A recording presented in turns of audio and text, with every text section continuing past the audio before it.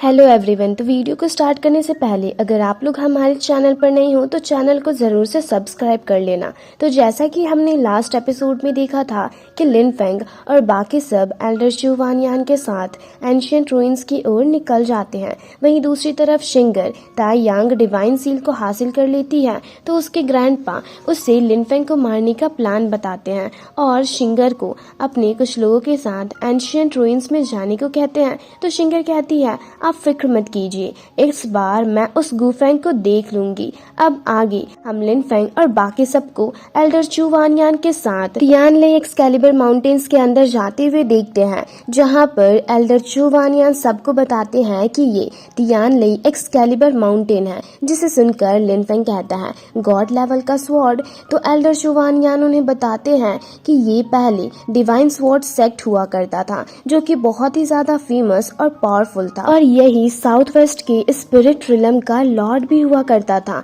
पर अफसोस ये आज से 6000 सालों पहले डिस्ट्रॉय हो गया और इसके बस तीनों फाउंडर्स ही यहाँ से बचकर निकल पाए जो कि एक वर्चुअल गॉड थे और उन्होंने यहाँ के ट्रेजर को लेकर ही अपने खुद के सेक्ट को स्टैब्लिश किया, जिसमें से एक हमारा टाइमैन सेक्ट भी शामिल है। ये सुनकर शाओतियान कहता है अगर डिवाइन स्वॉर्ड सेक्ट इतना ही पावरफुल था तो वो डिस्ट्रॉय कैसे हो गया। तो एल्डर चू वानयान कहते हैं कि कहा जाता है कि ट्रू गॉड ने खुद एक्शन लिया था, जिस पर लिन फेंग उनसे पूछता है तो डिवाइन स्वॉर्ड सेक्ट के तीनों फाउंडर्स कैसे यहाँ से बचकर निकले। तो एल्डर चू वानयान उन्हें बताते हैं कि कहा जाता है ट्रू गॉड ने डिवाइन स्वॉर्ड सेक्ट की हेड फेंग जियांजी को मार दिया और फिर बाकियों पर अटैक नहीं किया और एंशिएंट रूइंस को ओपन कर दिया और फिर उसे सीक्रेट रिलम में उस जगह पर सील कर दिया। और ये कहते हुए वो सबको वो जगह भी दिखाते हैं जिसके ऊपर एक प्रोटेक्टिव फॉर्मेशन लगी होती है। तो उसे देख शाओतियान कहता है तो इसके बाद क्या हुआ। तो एल्डर चू वानयान उसे बताते हैं कि ट्रू गॉड वापस जाने से पहले सीक्रेट रिलम में 1 महीनों तक रहे थे और कुछ लोगों का ये भी कहना है कि उस सीक्रेट रिलम में उनकी मुलाकात एलियन यानी कि फॉरेन रेसेस के किंग से भी हुई थी, जिसके बाद उन्होंने वापस सीक्रेट रिलम जाने की हिम्मत कभी नहीं की। साथ ही कुछ लोगों का ये भी कहना है कि उन्हें जो चाहिए था उन्हें मिल भी गया था, पर उनका सीक्रेट रिलम में जाने का इंटरेस्ट खत्म हो गया था।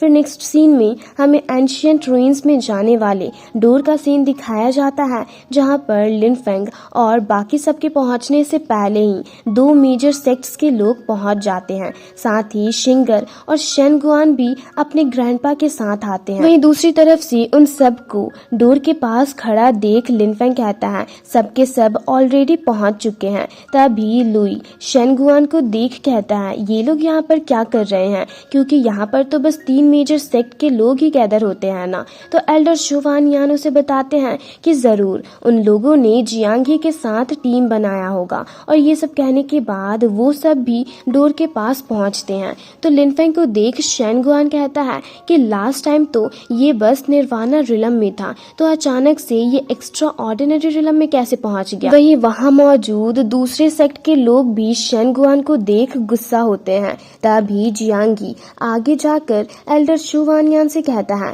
टाइमैन सेक्ट को अपना 2 गॉड सन मिल गया, जो कि काफी अच्छी बात है और काफी ही लकी वाली बात है। जिस पर शेन गुआन के ग्रैंडपा काफी एरोगेंटली कहते हैं ये अच्छी बात और लक वाली बात कैसे हो सकती है, क्योंकि अब यही लोग अपने सेक्ट के लिए डिजास्टर लेकर आएंगे। जिस पर शाओतियान भी उनसे काफी एरोगेंटली कहता है लगता है लास्ट टाइम मार खाकर भी तुमने सबक नहीं सीखा। ये सुनकर वो गुस्से से उस पर एक बड़े से मैजिकल हैंड के जरिए अटैक कर देते हैं। ये देख एल्डर चू वानयान भी एक स्ट्रॉन्ग ऑरा रिलीज करते हुए कहते हैं तुम्हारी इतनी हिम्मत। और हम देखते हैं कि उनकी पावर्स शेन गुआन के ग्रैंडपा पर भारी पड़ रही होती है। तो एल्डर चू वानयान उनसे गुस्से से कहते हैं कि डिवाइन स्वॉर्ड सेक्ट के बस 3 मेजर सेक्ट्स ही यहाँ पर आ सकते हैं, तो ये आउटसाइडर यहाँ पर क्या कर रहा है। तो शेन गुआन के ग्रैंडपा उनसे गुस्से से कहते हैं कि शिंगर और शेन गुआन ने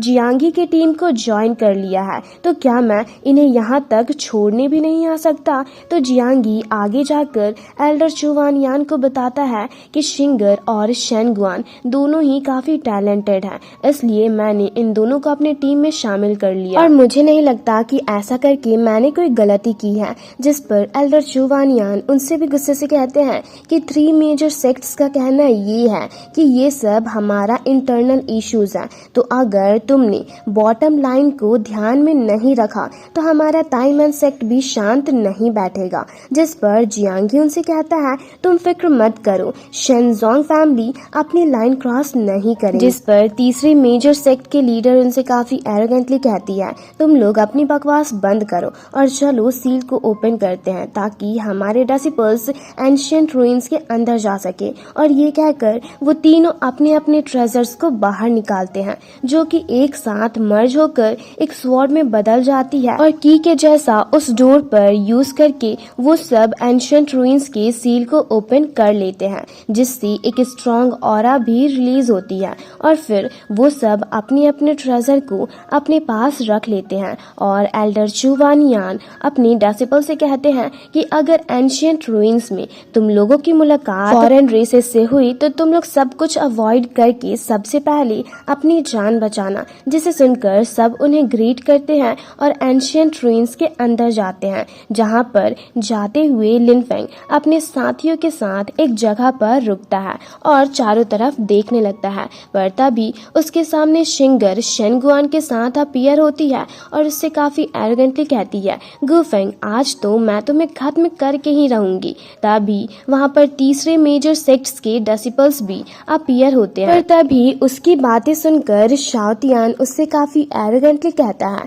तुम मेरे मास्टर को क्या ही खत्म करोगी, उससे पहले तो मैं ही तुम्हें मसल कर रख दूंगा। जिसे सुनकर शिंगर अपनी 9 नेदर सोल फेनिक्स को समन करके उस पर काफी पावरफुली अटैक कर देती है, जो कि अपनी पावर्स का यूज करके शाओतियान के सोल स्पिरिट को एब्जॉर्व करने लगता है और शाओतियान पर भारी भी पड़ रहा होता है। ये देख लिनफेंग शाओतियान को अपने पास बुलाकर शिंगर के सोल फेनिक्स को बस एक ही अटैक में डिस्ट्रॉय कर देता है, जिससे एक बहुत बड़ा धमाका होता है। ये देख एक बंदा काफी हैरान होकर कहता है ताइमन सेक्ट की गॉड सन की स्ट्रेंथ तो सच में काफी अच्छी है। जिस पर एक लड़की उससे कहती है पर शेनजोंग फैमिली के वारिस की डिवाइन पावर्स को भी कम मत समझो। वहीं दूसरी ओर लिनफेंग आगे जाकर शिंगर से कहता है तुम तो बिल्कुल अपने ग्रैंडपा के जैसे ही एरोगेंट और फॉरगेटफुल हो। तो शिंगर गुस्से से उसकी ओर अपने वेपन के जरिए अटैक करते हुए कहती है अब तुम मेरे हाथों मरने के लिए तैयार हो जाओ। तो लिनफेंग उसे अपनी ओर आता देख अपने गोल्डन फर्नेस को समन करता है और शिंगर पर अटैक कर देता है। ये देख शिंगर भी उसके गोल्डन फर्नेस पर अपने वेपन से अटैक करती है, जिससे एक बड़ा धमाका होता है और उन दोनों का ही अटैक डिस्ट्रॉय हो जाता है और उसके वेपन्स भी डिस्ट्रॉय हो जाते हैं, जिससे शिंगर पीछे की ओर चली जाती है। तभी शेनगुआन उससे ऊपर देखने को कहता है और वो जैसे ही ऊपर देखती है तो लिनफेंग अपने थंडर पावर्स को शो कर रहा होता है और उसके जरिए शिंगर पर काफी पावरफुली अटैक कर देता है, जिससे बचते हुए वो पीछे की ओर चली जाती है और फिर ऊपर की ओर जाकर ताई यांग डिवाइन सील को शो करती है, जिसे देख सब हैरान होते हैं। तो हाओरेन उस डिवाइन सील को देख कहता है ये तो गॉड लेवल के ट्रू फायर को रिलीज कर रही है। तो शेनगुआन उनसे काफी एरोगेंटली कहता है अब तो तुम मेरी सिस्टर के हाथों नहीं बचोगे, इसलिए अगर तुम मरना नहीं चाहते तो मेरी सिस्टर के आगे घुटनों के बल बैठकर अपनी दया की भीख मांग लो। वहीं दूसरी तरफ से शिंगर भी लिनफेंग को गिव अप करने को कहती है और लिनफेंग पर अटैक करती है, जिससे उसके प्रोटेक्टिव शील्ड में दरारें आने लगते हैं। ये देख वो अपनी प्रोटेक्टिव शील्ड को क्लोज करके कहता है तुम्हारे अटैक को ब्लॉक करने के लिए तो मेरी बस एक उंगली ही काफी है। और ये कहकर वो बस अपने एक फिंगर अटैक से शिंगर के उतने पावरफुल अटैक को डिस्ट्रॉय कर देता है, जिससे एक धमाका होता है। ये देख शिंगर चौंक कर कहती है बस एक फिंगर अटैक पर ये कैसे हो सकता है, ये तो इम्पॉसिबल है। और उसके ऐसा कहते ही ये एपिसोड यहीं पर खत्म होता है।